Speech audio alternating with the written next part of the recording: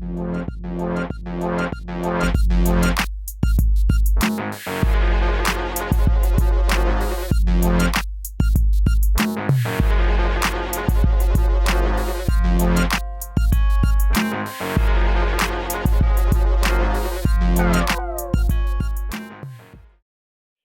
you for joining me for yet another conversation.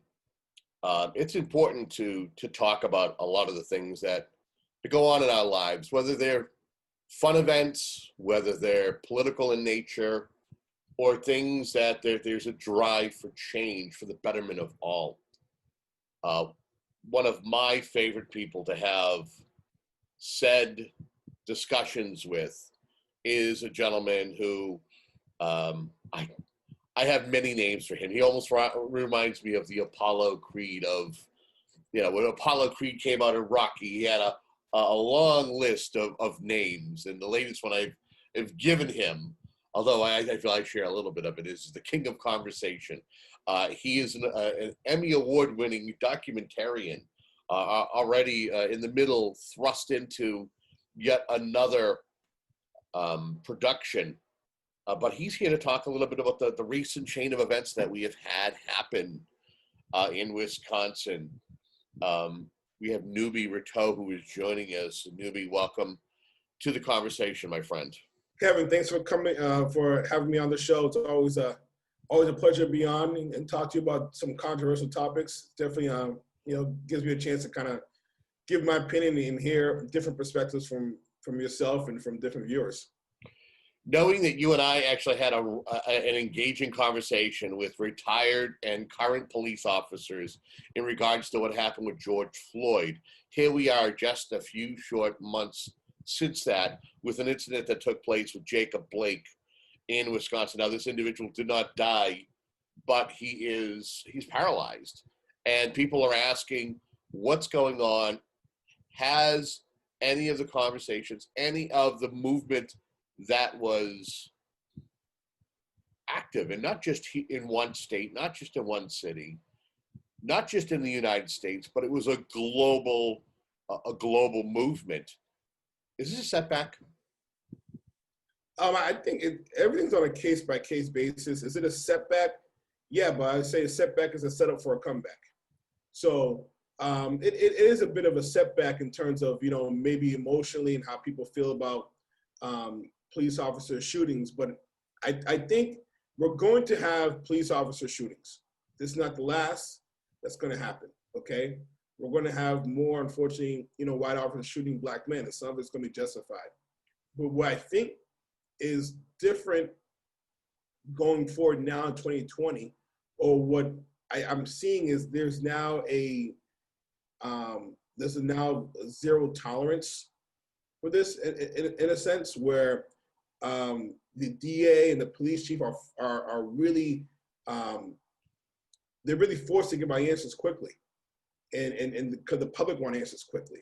And I think when you do that, Kevin, is that one thing I was talking to when I was talking to Commissioner Gross is when there's an officer involved with shooting, the information needs to come out immediately, because if it is not, you have theories that will develop. Some of those theories are untrue. But those theories will become an avalanche, cause riots, cause anger, and cause protests. Rather than getting in front of it immediately, okay, and trying to quell, for example, Mike Brown, hands up, don't shoot. No one really knew if that happened. But Ferguson was so slow, and the DA's office was so slow in terms of putting out the information, a narrative happened. Okay, and it blew up into massive riots and things like that. If you don't immediately tell the information, that's what happened in Minnesota too.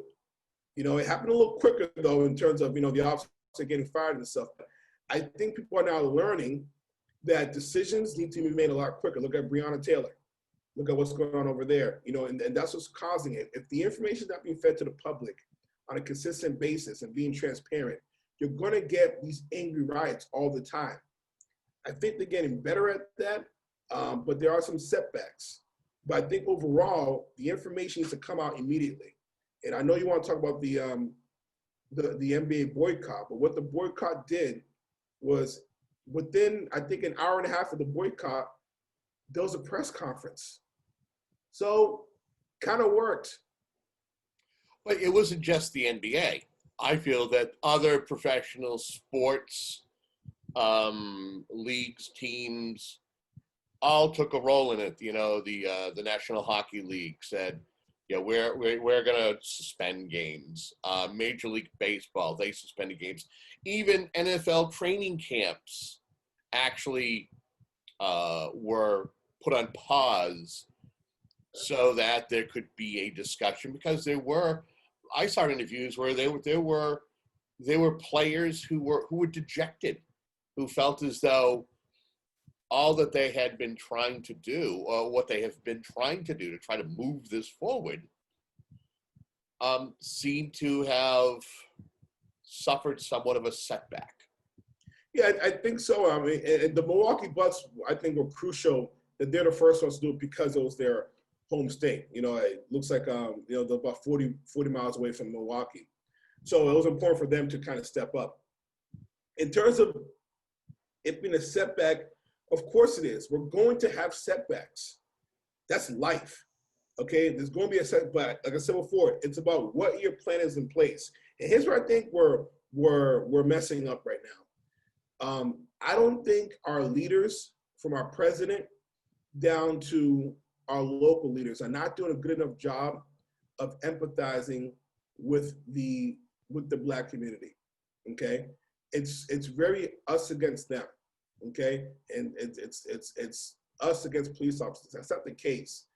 I think the president, one mark that he's missing, and I've been able to give the president credit when he deserves when it comes to criminal justice and making different laws and that, and signing different bills that would make better policing. But one thing he's really missed the ball on is every president has a moment. You know, you have a 9/11 moment, you have a Boston bombing moment. Everyone has a moment where they bring the country together. He's never had that moment. There's been events, but he's never had the moment where he's been on prime time and brought the country, or have attempted to bring the country together. And I think that severe lack of leadership on the federal level has trickled down to the state and local level. I mean, we've seen it with this policing. We've seen it with coronavirus, where no one really knows what they're doing.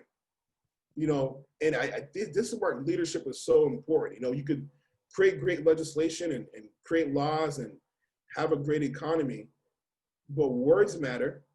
And I think that's what African Americans are really struggling with, is that they don't feel like there's empathy, even on the local level. I think there's some local politicians who are running for state rep and state senator and so forth, who are not doing a good job empathizing with the Black community.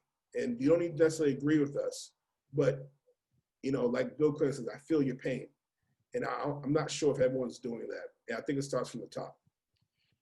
Do you feel that it resonates with one political party or the other? Or do you feel that in today's day and age, that there is a severe void when it comes to bona fide leadership?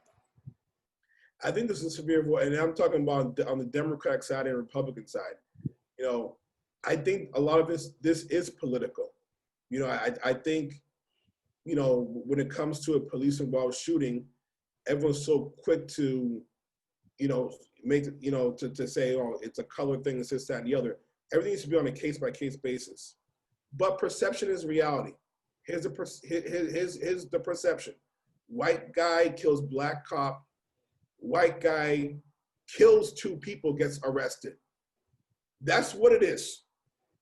Okay? And now we could talk about the justification and all this other stuff, but it's just another case. So my perception as a Black man is that, man, no one really cares about me.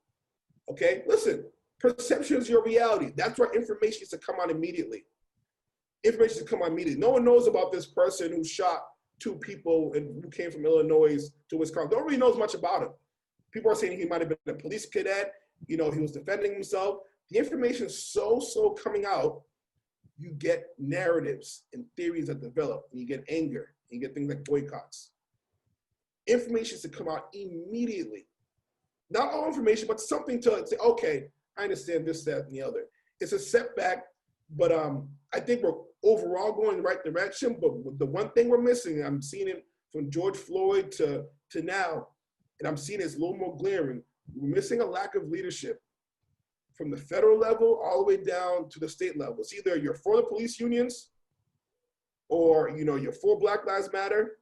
And there's no one that says, you know, I empathize. I can see how a police officer could be upset, okay? And that whole flag situation, I think it's a whole bunch of baloney too, because if a firefighter or what have you wants to show respect and show, you know, support to a police officer, and they can't do it, then take down every Black Lives Matter sign I'm seeing out on people's yards or on the businesses or on the courts. You gotta be fair. Okay.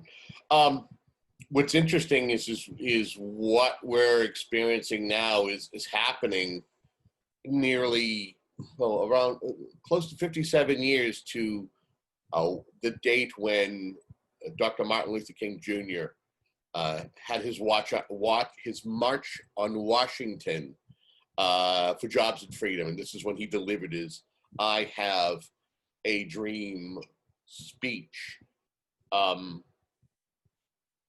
What do you think the good doctor would say? And I know this is, you know, it's rhetorical, me asking you this, but do you feel that the good doctor would feel that we have made progress, or would you feel that he thought that we were, you know, it's still a work in progress? I think he'd be happy with the progress we've made, and I don't think he'd be satisfied. I don't think he'd be happy with the riots and looting. You know, he was a man who protested peacefully. I think he'd be incredibly proud of the NBA players, because that's a protest that worked and was immediate change. Immediately, the NBA arenas decided that they're going to have voting locations in their arenas. Immediately, there was a social justice coalition that they developed in the NBA. Immediately, the I'm forgetting the town where the incident happened, Kenosha. Yep. Yep. Immediately, there was a press conference. So that boycott was very effective by the NBA. I think he'd be very proud of that. But again, there needs to be a strategic, these shootings are going to happen, but there needs to be a strategic plan, a national plan, national body cameras, and national plan about what happens next. And we're still struggling with that. Okay, the fact that there's no body cameras nationwide is embarrassing. I think that's a natural progression to have body cameras. Okay, and the police unions need to get the hell out the way, because they're a big problem with that. Okay, the unions in a lot of places, to be quite frank with you, need to get the hell out of the way. Okay, we've seen the coronavirus, and we'll just leave it there. Okay, there's a lot of problems going on with different areas in our country that the unions need to get the hell out the way. They do some good things, but they're doing some bad things right now, slowing down a lot of things. And this police body camera thing, they need to get the hell out the way. You know, digressing back to the protests and the step back in playing games by different sports leagues, was there any players in particular that you were proud of, and you know, who through the press we've heard, you know, wanted to see certain actions taken? There was even a conversation about leaving the bubble, the NBA leaving the bubble, and just quitting the season. What's some of the reports that you've read that made you proud of maybe some players who showed their leadership quality? Well, I think Giannis Antetokounmpo was huge, because if he doesn't decide to boycott in the situations in his home state, then I don't think anyone's going to boycott. Okay, that took some balls right there. Okay. In terms of leaving the bubble, I think people are talking about that. No. The reason why you stay in the bubble is because you have a microphone and a voice. If they were to leave the bubble and not play the season, and this happened, and someone like George Hill said something, people would say, who's George Hill? Where's your ID? Like, who are you? But now he's in the bubble, it's his microphone. Oh, George Hill of so-and-so. So the bubble gives you the leverage of negotiating. We're not playing, okay, we are going to play. We want this and that. If you're not playing, you have no leverage, other than, you know, maybe you're LeBron James. But if you're the sixth guy on the bench, if you're Kelly Olynyk or if you're, Brad Watermaker, no one really cares about your opinion, to be quite frank with you. But if Brad Watermaker has an opinion in the bubble, people will listen to him. Okay, so I think the bubble works as leverage. I think Giannis stepped up. LeBron steps up, but I think LeBron sometimes he needs to think before he's. And LeBron, I think more than anyone, he really puts his money where his mouth is with the school and social justice. But one thing I think LeBron doesn't do as well is he doesn't articulate his opinions well enough, and he'll just spat out and say F this and F that. You're the leader, okay, of the NBA. You're the best player in the world. Sometimes I think he just has to think. I think his heart's in the right place, but I don't think it comes off as very professional. And is it emotion based? Is it emotion based? I mean, it's similar to the whole Donald Trump thing. Like when you tweet just based off emotion, you look like a moron. And LeBron, when he tweets things, you look like kind of look like an idiot sometimes, even though his heart's in the right place. I think you got to think about what you're saying and have a plan. And when he actually puts action into plan, it's an excellent job. I mean, he's done great work. I'm a big fan of LeBron James, but I think sometimes when he tweets things out, it doesn't make much sense what he's doing. So I think he has to be more strategic. Everything needs to have a plan. You can't jump without a parachute. As we wrap up this conversation with you, Noube Rateau, who has been our guest for this segment, what would you want to say in closing? And I know this is just one chapter in many that you and I will traverse together. What would you like to say as we wrap this up? Now more than ever, and I'm glad the NBA, and I was watching Cedric Maxwell say this, the NBA players have different names behind their jerseys. Yep. I think what they should have done in hindsight is had one unified phrase. Maybe it's, and I personally think it should be vote. The play needs to be unified. I see education reform, Black Lives Matter, all this other stuff. Maybe there should be one unified purpose. We're going to get there, but elections matter, and they matter big time. I'm seeing it on the local, state, and federal level that there's people that don't really give a damn. I'm upset at police officers who are so goddamn sensitive, okay, and not empathizing with the anger. What police officers do, they're heroes, and everyone knows that. But for gosh darn it, you were not pressured to be a police officer. You signed up for it. You know what you're getting into. And we pray every day that you come out healthy, safe, because they do great work. But the crying and the complete, I'm trying to use the right word, the lack of empathy to how people feel is it's almost translating to anger, and I think that needs to stop. And the police unions need to get out the way and let some reforms happen. I think a good reform that would make everyone happy is body cameras. 9 times out of 10, when a police officer pulls someone over or gets called, 9 times out of 10, they're right. So why not have the camera on? They're mostly right when they pull you over. I mean, they're not lying most of the time. So let's just do the right thing. Police unions, get out the way. Let's put the body cameras in. There he is, Noube Rateau, joining us for this segment. We thank you, Noube, and we thank you for tuning in for this segment.